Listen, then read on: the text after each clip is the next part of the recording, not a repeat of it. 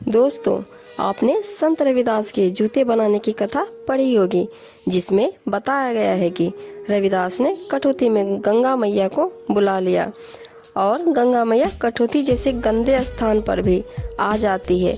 इसका कारण यह था कि रविदास का मन शुद्ध था, के कारण से गंगा मैया ने एक बार भी नहीं सोचा कि कठौत अशुद्ध है। इसी तरह से जब कोई मनुष्य किसी कार्य में अपने मन को पूरी तरह से शुद्ध कर कार्य करता है तो उसे अवश्य सफलता मिलती है और उसे उचित मूल्य की वस्तु भी आसानी से प्राप्त हो जाती है। इस तरह से जब किसी व्यक्ति के साथ होता है तो इसे मन चंगा तो कठौती में गंगा कहा जाता है। चलिए इसी कहावत से जुड़ी एक कहानी सुनाती हूँ। बहुत ही प्राचीन समय की बात है। मेहरगढ़ नाम का एक गांव हुआ करता था। उस गांव में एक साधु बाबा रहा करते थे। साधु के घर में कोई भी नहीं था, बल्कि वह मेहरगढ़ का नहीं था। उसे अपने गांव का नाम तक याद नहीं था। अगर कोई उससे पूछता कि बाबा आप कहाँ से हो, तब वह कहता कि बेटा इस संसार में कहीं पर भी चले जाओ, सभी अपना ही है। इस तरह से बाबा छोटी बात कहकर गहरा मतलब छोड़ देते थे, जिसे हर कोई आसानी से समझ नहीं सकता है। साधु रोजाना अपने ध्यान में लगा रहता और कभी कभार गांव के कुछ लोग उन्हें किसी कार्य में बुलवा लेते थे, जिसके कारण से साधु उस कार्य में चला जाता और गांव के लोग को ज्ञान देता था। उस गांव में अनेक तरह के लोग रहा करते थे, जिनमें से कोई अमीर तो कोई गरीब था। इस तरह के लोग में से एक फकीरमल नाम का एक गरीब आदमी रहता था।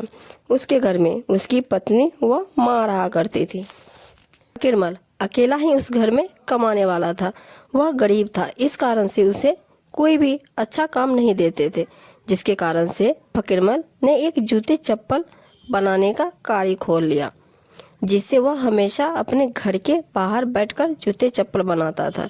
जिसके कारण से गांव के अनेक लोग उसे पास आकर अपने जूते चप्पल के तलवे चढ़ाया करते थे, क्योंकि फकीरमल का काम ही यही था। इस कारण से वह अपना काम पूरा मन लगाकर करता और अपने मन को बिल्कुल साफ रखता था। इस तरह से उसे काम करते हुए बहुत समय बीत गया, पर अभी भी वह गरीब ही था, जिसके कारण से गांव के लोग उसे अच्छा नहीं मानते थे। इस कारण से एक बार फकीरमल की पत्नी ने व्रत रखा था, जिसके कारण से उन्होंने उस साधु बाबा को अपने घर आने के लिए कई दिनों पहले ही कह दिया था, क्योंकि साधु बहुत ही ज्ञानी था। वह जानता था कि कोई भी काम छोटा बड़ा नहीं होता है और कोई भी गरीब अमीर व अच्छा बुरा नहीं होता है। इस कारण से उसने फकीरमल के घर में आने का निमंत्रण स्वीकार कर लिया। 2-3 दिन के बाद में अनेक लोग साधु बाबा के पास इसी व्रत का निमंत्रण लेकर गए थे। तब साधु बाबा ने कहा कि मैं उस दिन फकीरमल के पास जा रहा हूँ। यह सुनते ही साधु बाबा को लोग कहते कि आप उस गरीब के पास क्यों जा रहे हो, उसके पास आपके लिए भोजन भी नहीं है। पर साधु बाबा को इससे कोई मतलब नहीं था कि फकीरमल उन्हें भोजन कराए या ना कराए, जिसके कारण से साधु बाबा ने कहा कि मैं उस दिन उसी के पास जाऊंगा। अगर आपको मुझे बुलाना है तो आप वहीं आ जाना। इस तरह से फिर साधु बाबा ने लोगों की एक भी बात नहीं सुनी। जब व्रत आया तो फकीरमल साधु को अपने घर बुलाने के लिए आ गया था, जिसके कारण से साधु बाबा फकीरमल के साथ उसके घर चला गया। वहां जाने के बाद में फकीरमल की पत्नी ने अपने हाथों से चावल बना कर दिए। जब फकीरमल ने साधु बाबा को भोजन परोसा तो वह अपने मन में बिल्कुल हलचल नहीं होने दे रहा था, बल्कि कह सकते हैं कि अपने पूरे मन से साधु बाबा को भोजन परोस रहा था। साधु बाबा ने थोड़ा भोजन किया और कहा मेरा पेट भर गया। यह सुनकर फकीरमल ने कहा साधु बाबा आप और भोजन ले लो। इस तरह से उसने 2-3 बार पूछा। तब अंत में साधु बाबा ने कहा कि तुम्हारे इस तरह के शुद्ध मन को देखकर मेरा पेट भर गया। साधु बाबा ने भोजन पूरा कर लिया और अंत में जब साधु बाबा जाने लगा तो फकीरमल ने उन्हें दान के तौर पर अपने हाथों से बनाई हुई जूती को साधु को दे दी। जूती लेकर साधु बाबा ने कहा कि मैं जानता हूँ कि तुमने इन्हें कितने प्रेम से बनाया है।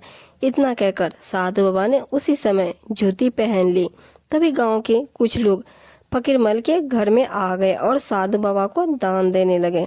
पर उन लोगों में से कुछ लोगों अपने मन ही मन सोच रहे थे कि साधु बाबा को मैंने इतना दान दिया है।